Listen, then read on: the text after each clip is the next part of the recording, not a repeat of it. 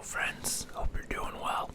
So, I was hoping I'd be able to check in with some positive updates, but it hasn't been super great.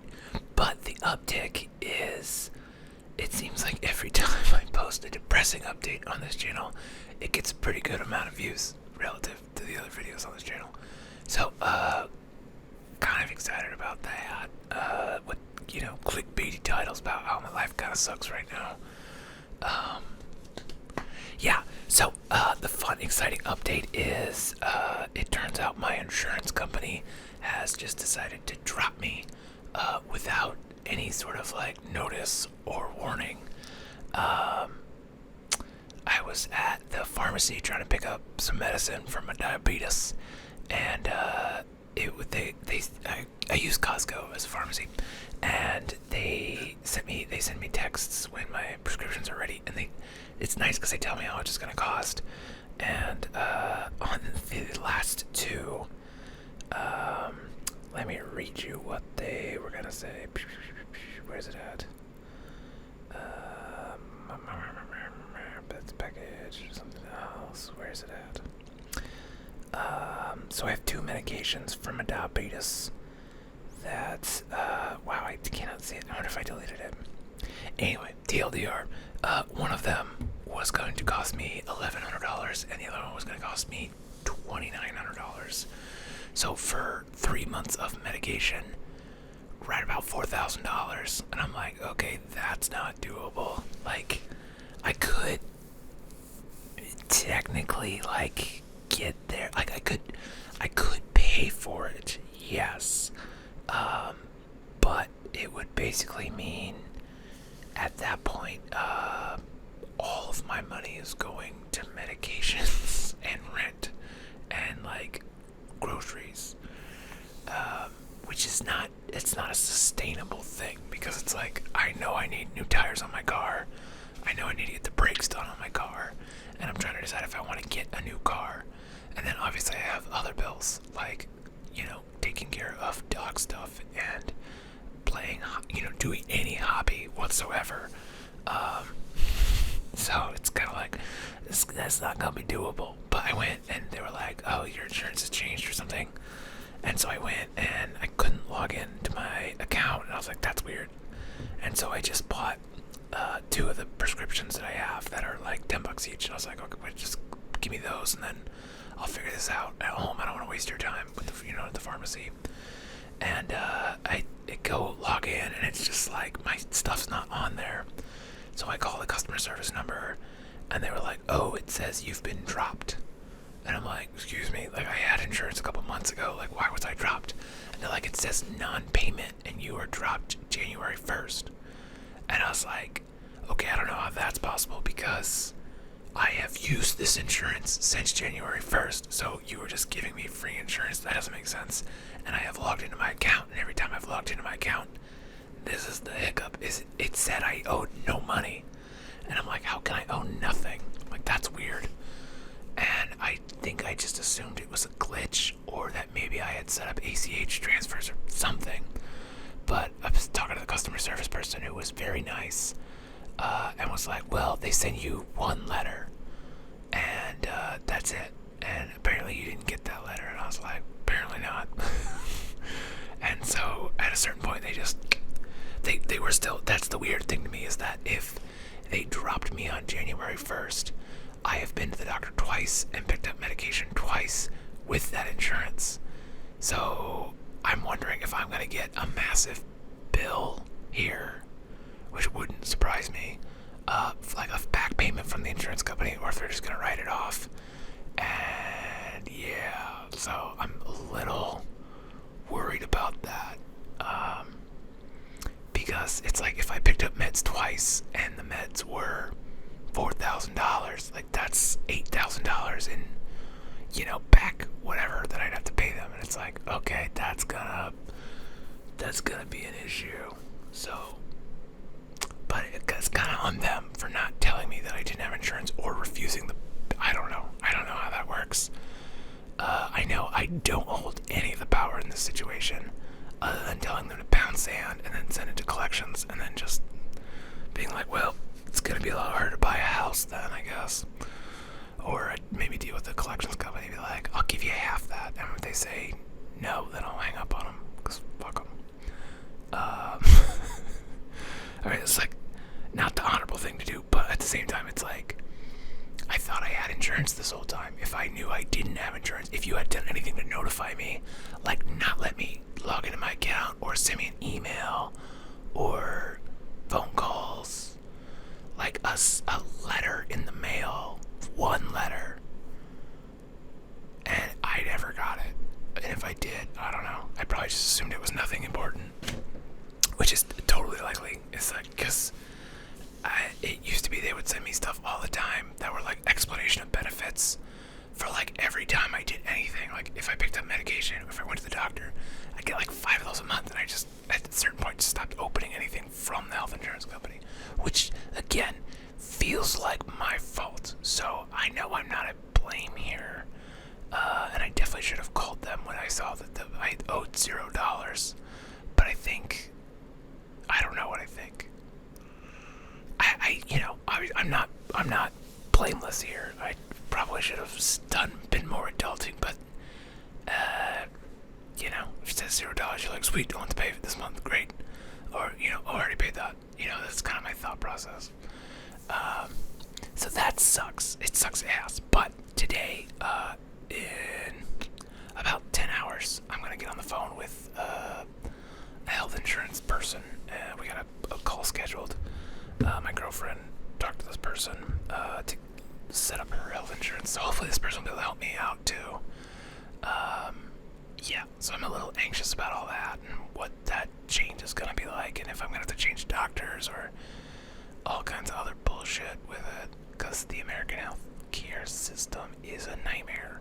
And if you've never been sick with a disease or something serious, I hope you never have to deal with it, because it fucking sucks. So people aren't exaggerating out here. And I feel like my thing is pretty minor.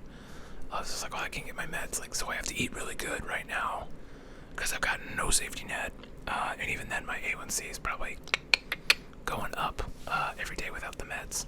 So I'm gonna talk to this guy tomorrow, see what it's gonna be like to get said insurance back. Probably not that same company, because fuck that company. Get a different one, get insurance, get the meds, and if it's gonna be a while, I might call my doctor and be like, hey, here's the situation, insurance is kind of fucked up right now, can you prescribe me something cheaper? And I'll just deal with it, as best as I can. But it's funny, because the only time my A1C, and if you're not familiar, the A1C is basically your diabetes score, and you want it to be below a 7.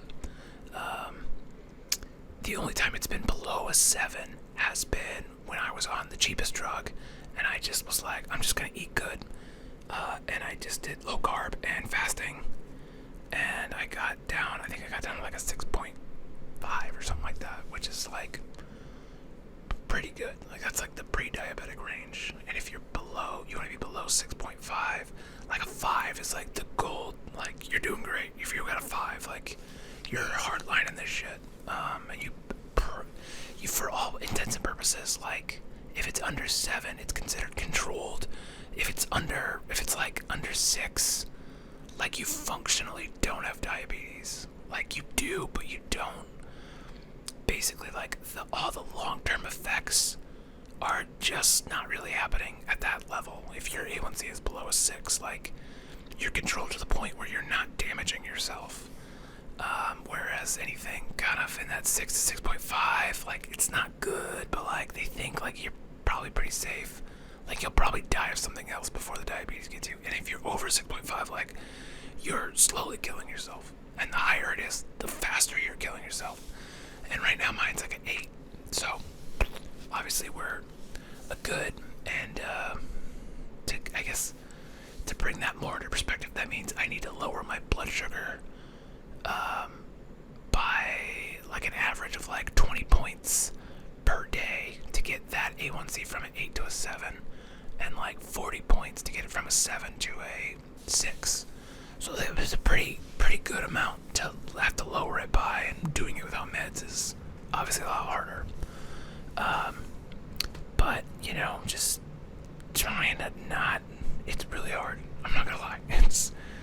It's been super hard, and I feel like there's an analogy for people that have like neurodivergence where they have so many spoons. I hate this analogy so much because it just seems, and you use spoons to like do tasks and stuff, and I'm like, I don't like that analogy. I feel there's gotta be anything better.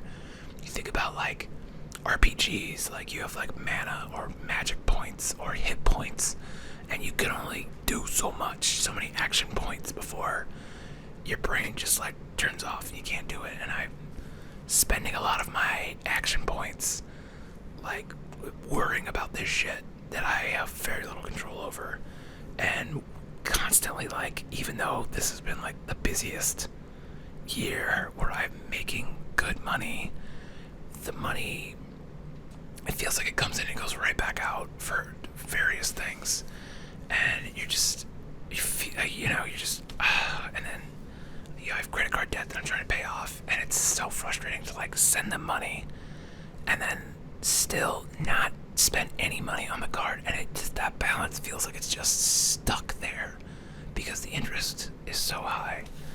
And you're like, well, I mean, I bought a really big camera with it and I was gonna pay it off, and then that didn't happen. So yeah, I basically just need to spend like a year not spending any money on fun stuff, and I think I could unfuck my entire financial situation.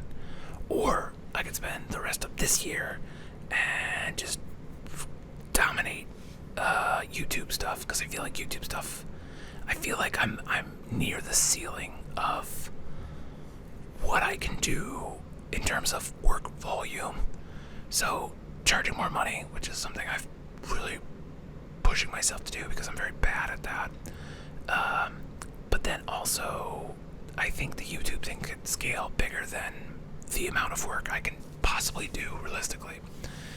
And so I just need to sit my ass down in this chair, and I need to make awesome videos, and I have ideas and stuff and things, but if I keep using all my action points for dumb bullshit, it's hard for me to just sit down and like make videos. And that's why like all the videos recently have just been like, look at how shitty my life is, because I just need something to vent to, because I feel like I just constantly like unload at my girlfriend, and you know, at the same time it's like she's got her own stuff to deal with, and it's just, you know, so it's not getting better yet, but I'm working on it. It's slow slog. It feels like walking in mud, you know, and you're just like, keep going, motherfucker. You don't have any other choice.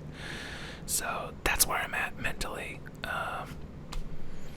Just gonna raw dog it here without meds, and try to just be very active and be very good about what I'm eating and get back on that fasting train. And I think it'll be better. You know, I was talking to my parents today, and my dad was like, because my dad and my mom both have diabetes too, and they were talking about like, oh, you know, the doctor put us on this, and my primary care physician wants me to see a specialist. And I was like, I've seen a specialist and they don't help. It just cost me $150 to get my A1C checked, which the primary care doctor can do, and then just be like, well, it's a little high. And it's like, that is not helpful. Like, and so I went to my primary care doctor, and they were managing my diabetes for a little bit, and they at least tried different meds. So I don't know what a specialist is going to get me other than just being like, yeah, your shit's fucked, bud. And my mom's like, oh, you need to see my oncologist, or endocrinologist, sorry. And I was like, who is it? And then she told me, and I was like, I've seen her. Like, that was the person who just like was like, well, it's a little high. And then I got nothing out of it except a higher doctor bill. So I'm just like, I think the big problem is that I'm on all these expensive meds, and there's a part in my brain that's like, okay, you're on these really good meds, they're really expensive, that's the best of the best, that's the best they could do before insulin. And that in your brain makes you be like, I could cheat a little bit. And brain needs to do is like, no, the reason you have diabetes is because you kept eating this shitty food, idiot. So stop being a dipshit and like, just eat the fucking clean. You know what to eat. You've read 8 different books about this shit. So like, I got the tools, and this is just a recurring theme in my life right now. It's just like, I've got the tools, and I just need to use them. So I'm gonna go and hammer away at my fucking problems, and I hope that you are out there. If you've got problems, you get the tools and you hammer them, and it's only May, and there's still time to kick this fucking year's teeth in, and that's what we're gonna do. You and me. I believe in you. I believe in me. I believe in us. And we're gonna take this year and we're gonna say, hey, fuck you, year, you piece of shit. And I'm gonna have to mark this one as mature, strong language, but I don't give a fuck because I'm the cool ASMR guy that swears a lot. I don't give a shit. But yeah, shit sucks, but sometimes it doesn't. So let's go throw some sledgehammers at walls and figure this shit out. Anyway, I hope you're doing well. If not, grab your sledgehammer, man. Come join me. Let's go fucking demo this year out. Have a good one. See you next time.